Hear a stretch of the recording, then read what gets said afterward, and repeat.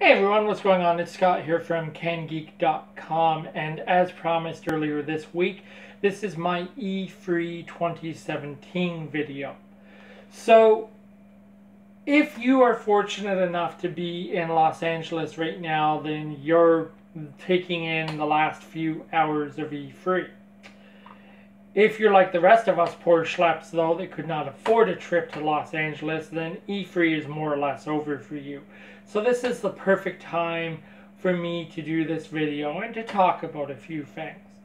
So, first of all, I want to quickly applaud the company that I feel really won E3 again this year. So this is for you, Ubisoft. Because for the second year in a row, Ubisoft, in my opinion, won E3. And as a Canadian supporting a Canadian company, that makes me really proud. So what I'm going to basically talk about in this video, I'm going to talk about some of the games that I'm personally excited for this year as a result of E3. I'm going to talk about franchise titles. And as part of that franchise title conversation, I'm going to voice an opinion. Now, the opinion I'm going to voice is guaranteed to get me some heat in the comments down below. There's kind of probably going to be some people that say some nasty stuff about this. It's my opinion. You don't have to share it. That's okay. It's an opinion. But my opinion is based on somebody who, by the way, worked in the gaming industry for one of the world's largest gaming retailers for 7 years. So it does have its basis in a certain amount of fact. So first and foremost, let's talk about games that I'm excited for as a result of E3. So, off the top, A Way Out. EA has turned me into a bit of a believer as a result of A Way Out. So, as somebody who used to work in the gaming industry, as somebody who is a gamer himself, and as somebody who invests a large amount of money every year into games, let me start off the top by saying I am not a huge fan of Electronic Arts. I was working for EB Games as a manager during the release of Mass Effect 3. Now, for anyone watching this video that doesn't know, EB Games is a division of GameStop International. So one of the largest gaming retailers in the world. I got to enjoy the experience that was explaining to angry, upset consumers on day one of the release of Mass Effect 3 that there was this $40 piece of DLC that they needed to purchase in order to fully complete Mass Effect 3.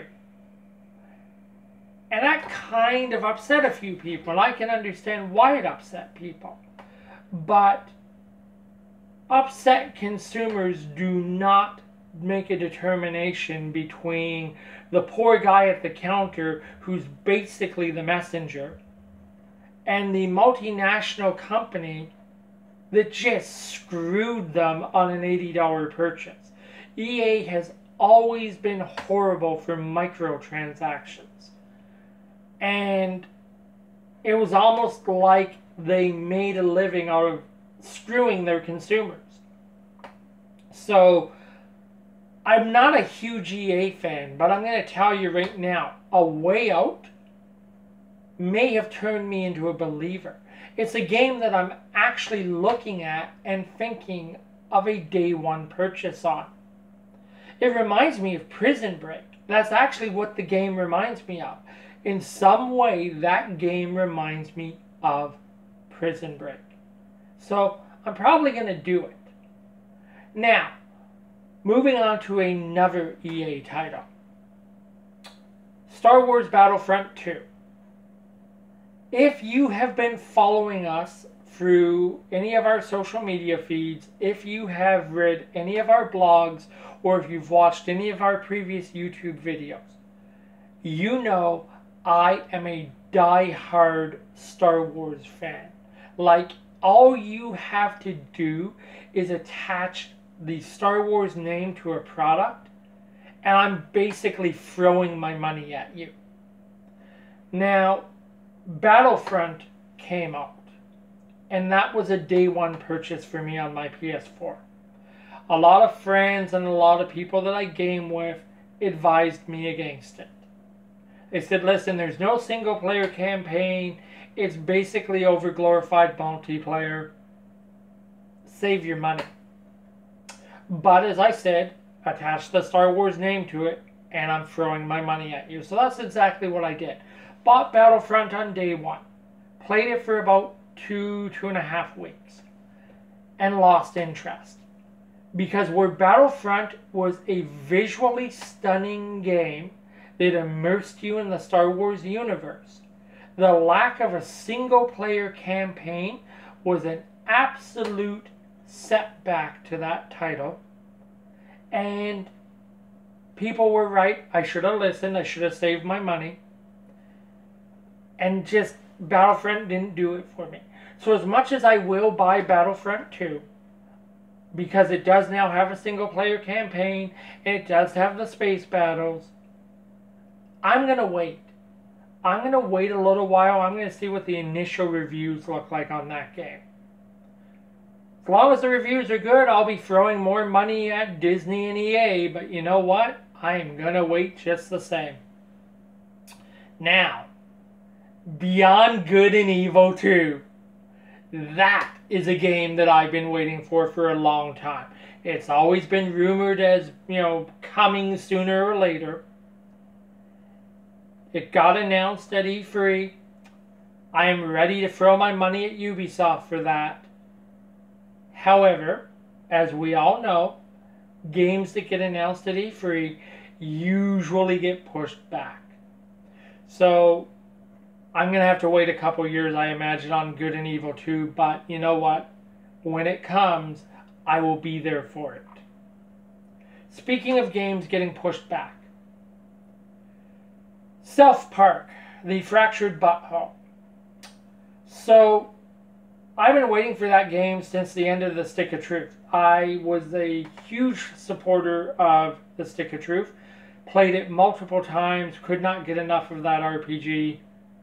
But sooner or later, once you've played through an RPG so many times, it loses its luster, which is exactly what happened with me in the Stick of Truth. So I've been waiting a long time for the Fractured Butthole.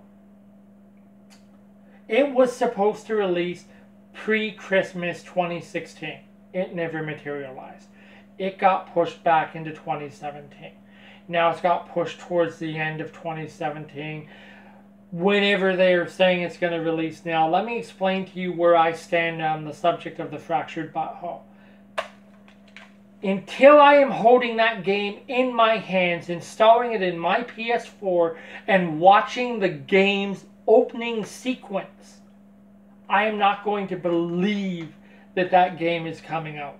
Not because I don't think it's coming out, just because I've been waiting so long, like everyone else, for that game, that I now need to physically have that game in my hands and be loading it to believe that's actually happened. So, Fractured Butthole, it's another game I'll buy day one, but it's going to need to be in my hand before I believe it's actually been released. Assassin's Creed Origins. Ubisoft, if you ever see this video, as a consumer, as a fan of the Assassin's Creed franchise, I am begging you, the next time you decide to release an Assassin's Creed game, we need Assassin's Creed Japan. We need an Assassin's Creed game set in feudal Japan, where you're running around as a ninja or a samurai, whatever. we need Assassin's Creed Japan, because frankly, Egypt just isn't doing it for me. So it's a personal opinion. Not everyone watching this video may agree with that. But please make Assassin's Creed Japan a thing. And I'm not talking a side-scrolling platformer like that Assassin's Creed Origins China thing you released. I want the full immersive Assassin's Creed experience set in feudal Japan. That's it. Now, last but not least, the subject of Assassin's Creed is the perfect opportunity to voice the opinion that I figure is going to catch me a certain amount of heat for this video. Assassin's Creed is a franchise title. For anyone watching this video that does not know what that means, a franchise title is a title where the developer releases the original game. The game is very successful. So then they turn around and they release a second game. Maybe the second game is fairly successful too. So then they go, hey, the first two games made us a lot of money. Let's make a third one, a fourth one, fifth one, and so on, and so on, and so on. Franchise titles, as both a consumer and as a former employee of a major video game retailer, are the reason that Kickstarter exists today. Now, I'm not saying that in a negative way. I'm actually a huge supporter of Kickstarter. But I'm going to paint you a quick picture here. Every year, you're guaranteed that there's going to be a new release of NHL or FIFA or Madden from EA. Every year, you're guaranteed that Activision is going to crank out another Call of Duty game. And every couple years, you're guaranteed that EA is going to crank out another offering in the Battlefield franchise. And the improvements in those games are not marked enough to justify consistent annual releases. The sports titles are a perfect example of this. Usually, the only changes that consumers are paying $80 or $90 for are roster updates. That's it. Nothing else. Franchise titles are the exact reason, in my opinion, that the gaming industry is losing steam. We do not need a Call of Duty game every freaking year. If they were story-based, if each game built on the story of the preceding game, if it created a larger universe for the Call of Duty franchise, sure. But they don't. Every Call of Duty game, more or less, outside of the Modern Warfare franchise, has been a single storyline type of game. There has not been enough marked improvement to justify another Call of Duty franchise the following year. So, in my opinion, and that's all this is, it's an opinion, but in my opinion, EA, Activision, Ubisoft, all of these companies need to take a step back. They need to look at the IPs that they're supporting on a yearly basis. And really, it's about time, from a consumer perspective, that you started taking risks on smaller developers. People who come in with fresh ideas that potentially might be the next big thing in the gaming industry. Because I, for one, am sick of Call of Duty. I am sick of Battlefield. I'm almost sick of Assassin's Creed at this point. That's an opinion. As I said, I'll buy Origins, but you'll really score with me if you do Japan. Okay, but I'm getting sick of Assassin's Creed. And we just need some fresh IPs. That's my opinion.